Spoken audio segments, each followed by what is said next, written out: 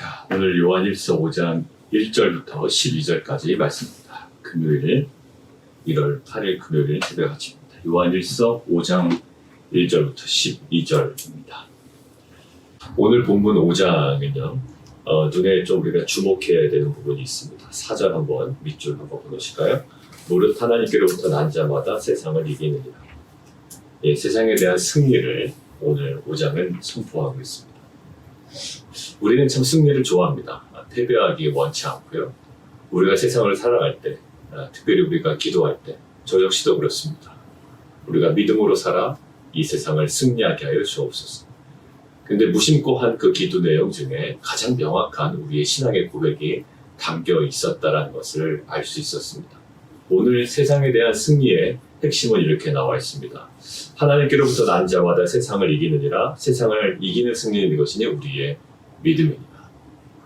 그렇다면 이 믿음이 과연 무엇일까? 그리고 이 믿음으로 세상을 이긴다는 것은 우리가 세상을 이긴다는 그 자기 확신은 아닐 거란 말이죠. 그러니까 누구나 다 우리는 세상을 향하여 이긴다라고 이야기하지만 그 이긴다, 그 이김의 근거가 되는 믿음의 근거를 우리가 오늘 좀 보기를 원합니다. 무엇을 근거로 지금 요한 사도는 세상을 향하여 이긴다라고 지금 선언하고 있는지. 자, 4절 한번 문장을 한번 분석을 해보죠. 4절을 보면 하나님께로부터 난 자마다 그런 표현이 있죠. 하나님께로부터 난 자마다. 근데 하루 다음 내일 본문 한번 잠깐 보실까요? 18절 보시면 18절에 하나님께로부터 난 자 동일하게 표현이 되어 있고요. 사도 요한이 그 표현을 잘 씁니다. 중간에 또 하나 있죠. 18절에 하나님께로부터 난 자는 범죄하지 아니하는 줄을 아노라. 하나님께로부터 나신 자가 그를 지키시네. 그 두 번째 나오는 하나님께로부터 나신 자는 예수 그리스도를 나타내고요. 18절 초반부에는 하나님께로부터 난 자는 예수 그리스도를 믿는 성도들을 나타내죠. 오늘 4절에도 마찬가지입니다. 하나님께로부터 난 자마다 동일한 표현이 있고, 이 표현은 하나님께로부터 나와서 영적 생명을 소유한 성도를 이야기합니다. 근데 표현에 굉장히 유사성이 있죠. 그러니까 성도와 예수 그리스도 간의 어떤 표현을 하는 그 표현에 굉장히 그 유사성이 있습니다. 결국 이 유사성을 토대로 무엇을 강조하고 싶었을까요? 사도 요한은 우리의 이김은 그리스도께서 세상을 이기신 것과 관련이 있다. 근거다. 이유다. 이것들을 강조하기 위함이었습니다. 자, 우리 4일 본문 한 번 더 보시죠. 그게 지금 요한 서신에 묻어납니다. 우리 1월 4일 본문 3장 9절 한번 보실까요? 3장 9절. 요한일서 3장 9절입니다. 거기도 나와 있습니다. 하나님께로부터 난 자마다 뭐 하지 않는다요? 죄를 짓지 않는데요. 자, 하나님께로부터 난 자마다 죄를 짓지 아니하는데 그거에 대한 근거가 되는 게 8절에 나와 있습니다. 뭘까요? 하나님의 아들이 나타나신 것은 마귀의 일을 멸하십니다. 그러니까 성도들이 죄를 짓지 않을 수 있는 근거가 뭐죠? 하나님의 아들이 나타나셔서 한 일 때문에. 그때 우리가 함께 나눴습니다. 마귀의 일은 세 가지가 있죠. 진리 없는 거짓, 욕망, 증오에 따른 살인이었어. 우리가 이것들을 안 할 수 있는 것, 멀리 할 수 있는 것, 이것은 하나님의 아들이 이것들을 멸하려 하심이라 라고 이야기를 했습니다.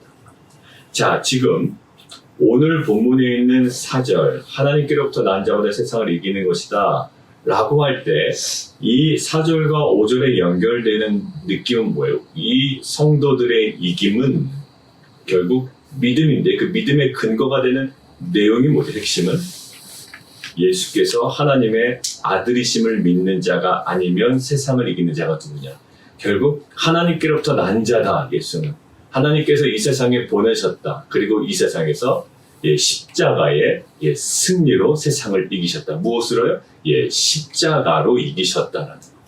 그래서 예수의 승리가 성도들의 승리의 근간이요, 이유요, 또 그것이 근본적인 또 어떤 근간이 되는 거죠. 그래서 18절에도 내일 보면 18절에도 하나님께로부터 나신 자가 그를 지키셨고 그래서 하나님께로부터 난 자는 범죄하지 아니하고 3장에서도 하나님께로부터 난 자는 죄를 짓지 아니하고 그래서 하나님께로부터 나신 그 아들이 마귀를 멸하러 하셨고 그러니까 모든 성도들의 그 승리의 그 근본적 이유를 예수 그리스도의 승리와 지금 연결시키고 있습니다.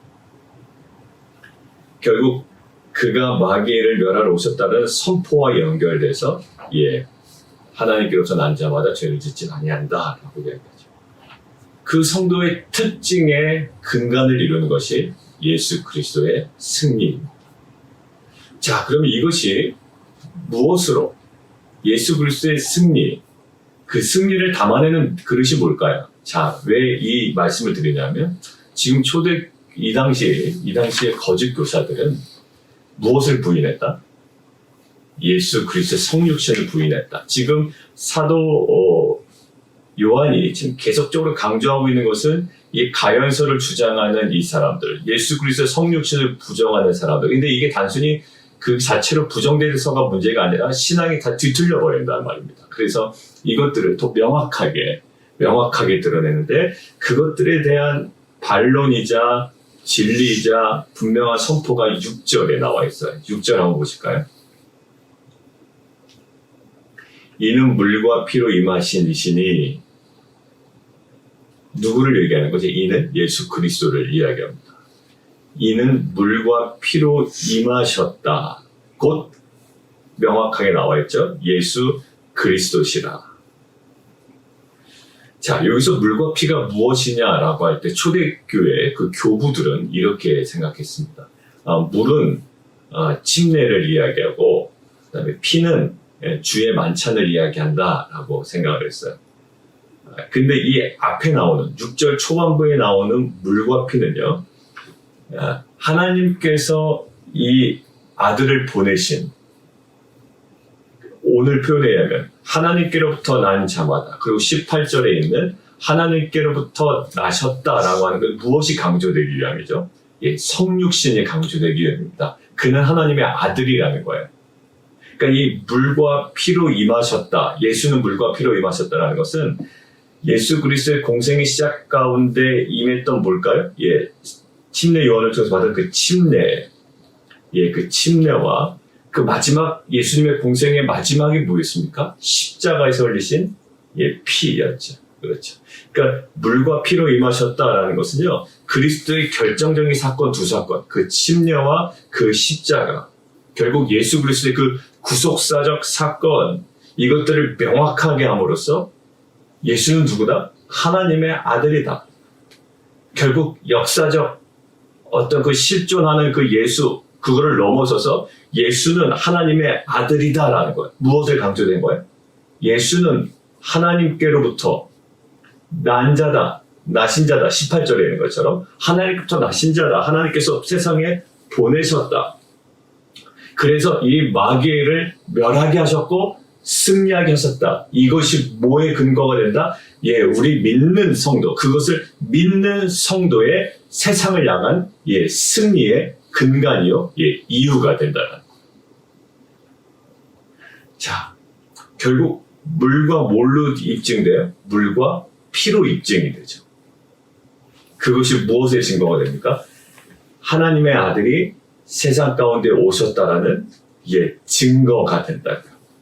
증거가 된다. 물과 피가 뭐가 증거가 된다? 물과. 여러분들 그 침례 요한한테 침례를 받을 때 어떻게 이런 일이 있을 수 있습니까? 우리가 지금 그 맥체인 성경 읽을 때 그 복음서가 천천히 가고 있죠. 우리가 복음서를 또 하루에 4장씩 읽는 것도 참 좋은데 한 장씩 읽는 것도 또 다른 느낌이 있어요. 자, 거기 보면 이거 어떻게 이런 일이 어떻게 있을 수 있습니까? 그 정도로 이것은 침례 요한 입장에서는 좀 어색한 거였다고요. 근데 이게 하나님 나라의 의를 드러내기 위해서는 이게 필요한 거였어요. 예수님이 결국 하나님의 아들이 아니라면 결국 이건 하나님의 아들이 아니라는 거예요. 물과 피로 나타나시지 않았더라면. 이게 무슨 말이냐면 침례를 받음으로 인간의 죄를 담당하지 않으셨다면 이건 하나님의 아들이 아닌 거죠.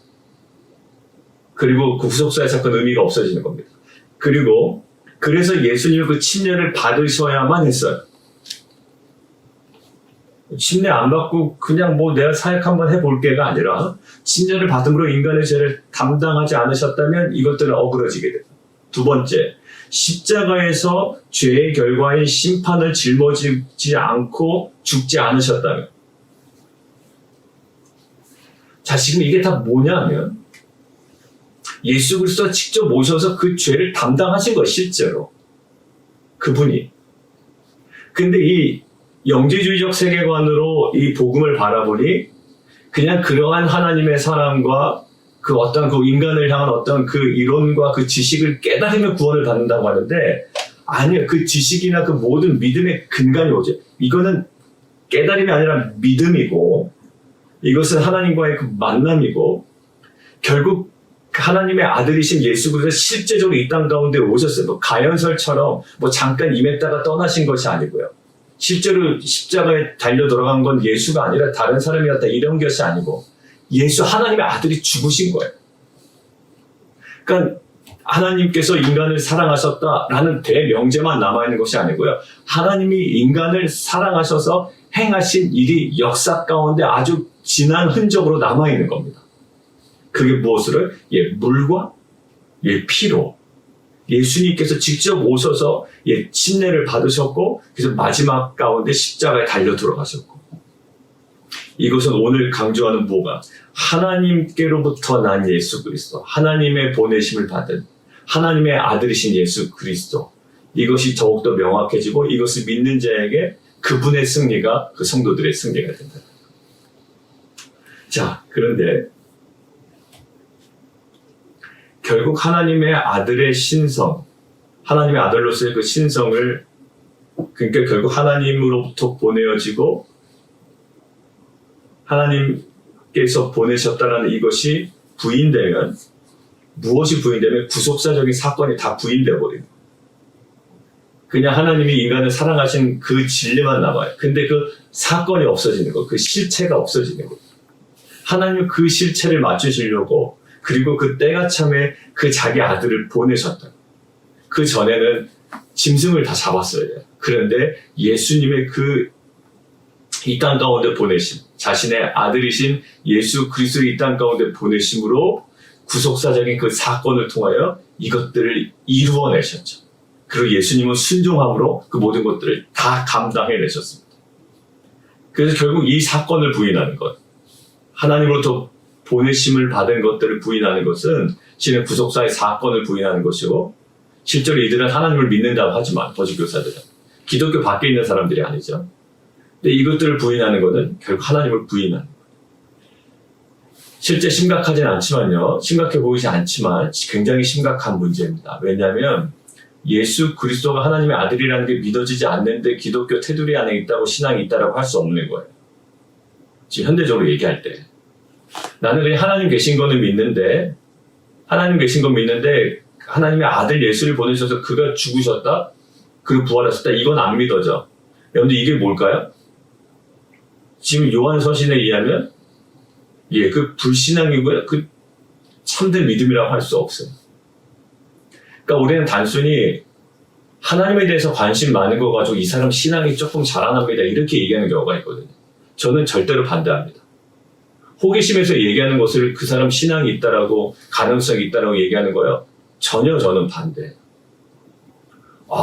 신앙적 질문을 많이 하더라고요. 신앙적 질문 아니에요, 그거. 여러분들 보면 그것이 씨앗이 될 수 있지만 실은 거기서 더 안 좋은 방향으로 갈 수가 있습니다. 결론 어떻게 내리는지 아세요? 그래 하나님의 존재를 믿지만 내가 그래서 그분께 기도하지만 말도 굉장히 애매모호하게 해요. 그분께 기도하고 신께 기도하지만 뭐 예수가 죽었다 뭐 이거는 잘 모르겠다.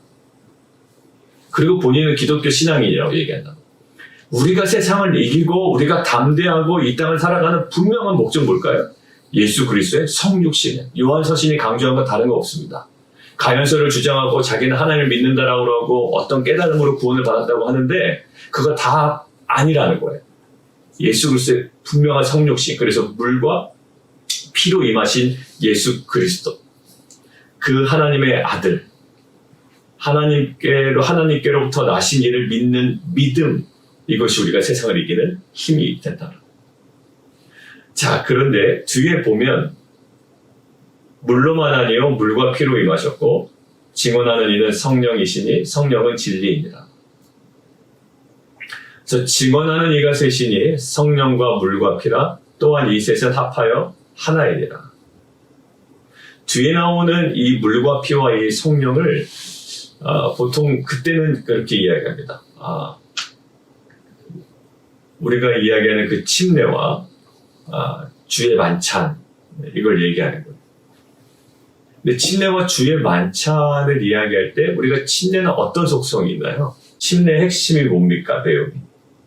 내가 예수 그리스도의 죽으심과 합하여 내가 죽고 물에서 나올 때는요, 예수 그리스도의 다시 사심, 부활하심에 합하여 내가 다시 살아나는 것. 여러분들, 그 침례의 성격은 이런 성격입니다. 사망에서 생명으로 옮겨지는 사건이에요. 여러분들 보세요. 물과 피로 나타나셨는데 우리도 똑같이 물과 피를 대합니다. 그러니까 우리의 승리의 근거가 뭐라고요? 예수 그리스도의 구속사적인 사건이잖아요. 그것을 믿는 믿음으로 세상을 승리하잖아요. 그럼 우리가 세상을 승리하려면 우리 가운데 있어야 되는 것이 있습니다. 바로 침례예요. 그러니까 침례를 받아야 된다, 이게 아니라 침례를 통해서 나타나는 것이 있죠. 뭐죠? 예수 그리스도의 죽으심에 합하여 내가 죽고, 그래서 침례할 때 좀 오래 머물러 있게 하죠, 물 속에. 그리고 예수 그리스도의 다시 사심에 합하여 내가 다시 살아나는 거예요. 그게 왜? 그게 우리의 승리의 근원이기 때문에 그래요. 그 예수 그리스도의 이 땅 가운데 나타나신 그 구속사, 그것들의 우리의 삶의 어떤 상징적인 모습이죠. 자, 그리고 주의 만찬은 어떤 느낌일까요? 주의 만찬은 뭐예요? 예수님께서 흘리신 살과 피와 또 찢기신 살을 우리가 대합니다. 자, 그런데 어떻게 해요? 언제까지? 오실 때까지. 오실 때까지. 오실 때까지 이것을 기념하여 지키는 거예요. 그리고 이 주의 만찬의 특징이 뭐라고 그랬죠? 오실 때까지 우리가 그것들을 전하는 사명을 다짐하는 시간이라고 했습니다. 감사하는 시간이고 사명을 다짐하는 시간이다. 주의 만찬할 때 제가 그 부분을 강조해서 읽어드리죠. 그것을 감사하는 시간이기도 하지만 동시에 오실 때까지 이것을 우리가 전하겠습니다라는 우리의 사명에 대한 헌신과 결단의 시간입니다. 자, 여기서는 침례는 옮겨지는 사건이에요. 사망에서 생명으로. 근데 이 주의 만찬은 머무는 사건이다라고 보통 이야기합니다. 옮겨지는 사건이에요. 그러니까 우리는 예수 그리스도를 믿음으로 사망에서 생명으로 옮긴 바 되었죠. 옮긴 바 되었는데, 옮긴 바 되어서 또 제 갈 길로 가는 게 아니라 우리는 그 이후에 어디에? 그 회복된 관계 속으로 더 깊이 들어가는 거예요. 요한일서 얘기하는 그 사귐, 그 머무음이에요. 자, 이제 요약이 됩니다. 우리가 세상을 향해 승리할 수 있는 가장 기본적인 출발은 뭘까요? 침례, 예수 그리스도의 죽으심과 합하여 내가 죽고 다시 사심에 합하여 내가 부활하심에 합하여 내가 다시 사는 거예요. 그것으로부터 우리는 사망에서 생명으로 옮긴 바 되었습니다. 변할 수 없는 신분적인 우리의 확신과 믿음이에요. 흔들릴 수 없는 우리의 영적 신분입니다. 무엇으로? 우리의 근거한 것이 아니라 그 믿음으로 예수 그리스도의 그 사역과 구속적인 사건에 대한 그 믿음으로 우리는 그렇게 변했어요. 흔들릴 수 없는 우리의 정체성. 두 번째, 그랬다면 우리가 세상을 이기는 힘은 이후에 계속 그 안에 머금으로, 거함으로, 그분과의 그 사귐으로 우리가 세상을 이길 수 있다는 것. 결국 여기서 뭐 증거가 있다 뭐냐? 하나님의 아들을 믿는 자는 자기 안에 증거가 있고, 그리고 누가 있는 자에게는, 아들이 있는 자에게는 생명이 있고 하나님의 아들이 없는 자에게는 생명이 없다. 결국 우리의 승리와 생명과 우리의 삶의 그 풍성함이 근거가 뭐예요? 아들 예수 그리스도의 그 구속사적인 사건이었어요. 그 침례 속에, 그리고 주의 만찬 속에, 그 물과 피 속에, 그리고 성령으로 우리 안에 역사하는 게 있다. 사망에서 생명으로 옮김받고 또 우리는 계속 그 안에 머물고 살게 돼요. 여러분들, 세상은 너무 빨리 돌아갑니다. 우리가 관심 둘 만한 게 너무 많아요. 어제 그 남성들과 얘기할 때 우리는 영원히 살도록 짐을 받았다. 여러분들, 그 영원은요, 우리가 이 땅에 살아가는 목적을 막 알아가다가 마치 그 사실 그 여정 가운데 4일째 되는 날은 우리의 주의를 확 영적으로 환기시켜주는 느낌이었어요. 자, 우리가 내 삶을 향한 하나님의 목적을 이루어야지. 그래, 내가 알아가야지. 알아가면 너무 좋겠다. 내가 안다면 이 땅 가운데 정말 헌신해야지. 이렇게 여전히 이 땅 가운데에서 머물러 있을 수 있는 오류가 발생할 수가 있거든요. 목적이라는 미명함에 그때 우리의 존재가 어떤 존재인지 무엇에? 영생이라는 거예요. 영생. 여러분들 보세요. 내일 폭설이 내린다라고 할 때 우리가 보통 무슨 얘기합니까? 내일 눈 많이 온대 라고 하면 거의 대부분 그런 눈이 많이 오죠.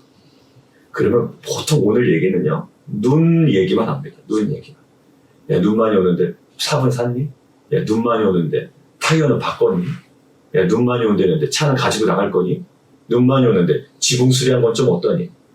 눈 이야기만 합니다. 왜? 이것은 반드시 올 사건입니다. 마찬가지예요. 우리에게도 영생은, 그리고 죽음은 반드시 올 거예요. 이것을 멀리한다고 우리 가운데 멀어지는 것이 아니고요. 우리가 눈 감았다고 이것이 가려지는 것이 아니에요. 이것은 반드시 올 거예요. 왜? 이것을 준비하는 것이 우리의 삶이에요. 이것이 무엇으로 가능할까요? 이미 예수 그리스도께서 십자가에 달려서 죽으시고 부활하셨기 때문에 우리는 이 영혼을 보장받은 거예요. 그리고 이것은 올 거예요. 그래서 우리는 계속 이것이 대화의 주제가 돼야 돼요. 죽음 얘기하면 재수없다 하지 마라. 왜 재수가 없어요? 이것은 우리에게 분명히 주어진 운명이고요. 이것은 영혼으로 들어가는 관문이에요. 더 가까이 가는 거예요. 조금씩 더 가까이 가는 거. 이것은 영광스러운 걸음입니다. 왜 우리가 죽음에 대해서 담대할 수 있을까요? 이 세상은 죽음에 대해서 위축되는데 왜 우리는 담대하고 세상을 향하여 승리를 선포하게 될까요? 바로 예수 그리스도의 그 구속사적인 사건이기 때문에. 하나님의 아들이신 예수가 이 땅 가운데 행하신 일을 우리가 반드시 알고 믿는다면 이 땅 가운데 어떤 설사 죽음이라 할지라도 이것이 영혼으로 들어가는 관문임을 알아 우리는 담대히 해줄 수 있다는 거죠. 우리 안에 다시 한번 오늘 회복되어야 될 것이 무엇일까요? 하나님의 아들 예수 그리스도, 이 땅 가운데 하나님께로부터 나신 자를 믿는 믿음, 그리고 우리가 하나님께로부터 난 자라면 그 예수님과 우리의 유사성이 있다고 그랬죠. 이 유사성을 통하여 우리에게 보여주는 것이 있어요. 우리는 근본적으로 예수 그리스도의 그 구속사와 연관되어 있고 그것을 통해 믿음과 생명과 지금 살아가는 모든 은혜가 우리 가운데 누려진다는 거죠. 이런 어떤 우리의 삶의 형편에 근거한 것이 아니라 하나님의 아들, 하나님께서 보내신, 하나님께로부터 나타나신 예수 그리스도의 구속사에 근거한 생명과 부활과 구원과 이런 은혜의 역사가 우리 가운데 경험되기를 원합니다. 우리 함께 기도할까요?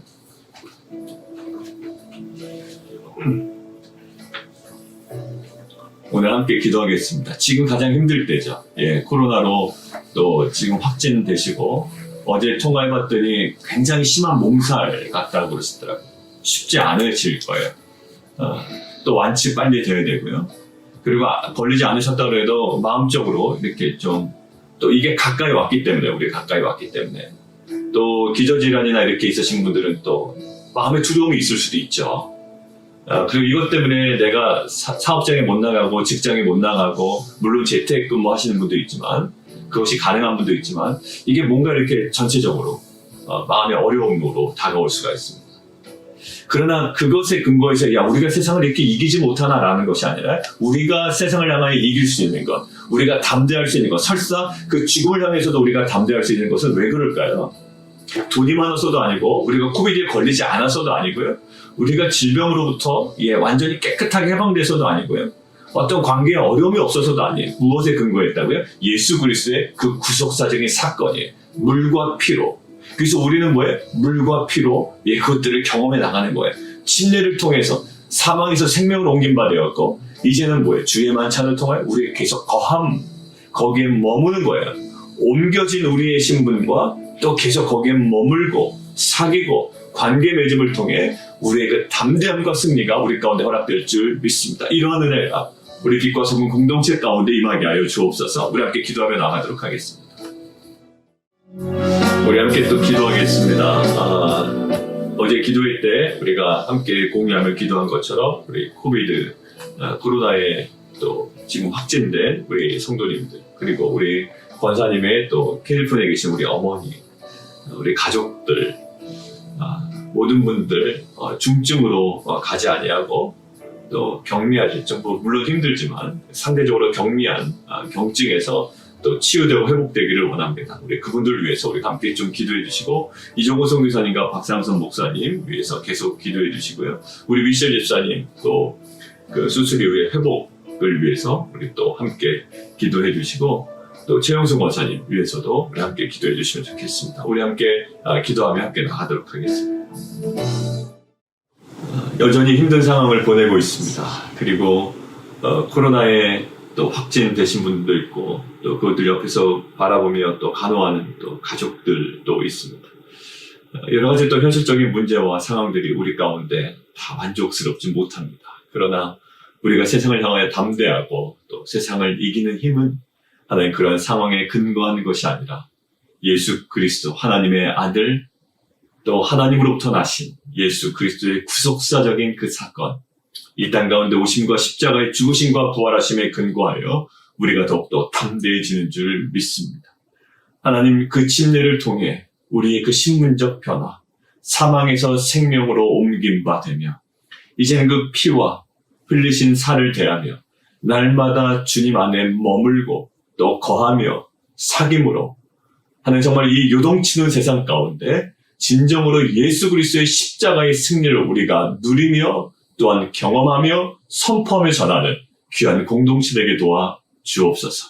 예수 그리스도 이름으로 감사하며 기도드리옵나이다. 아멘.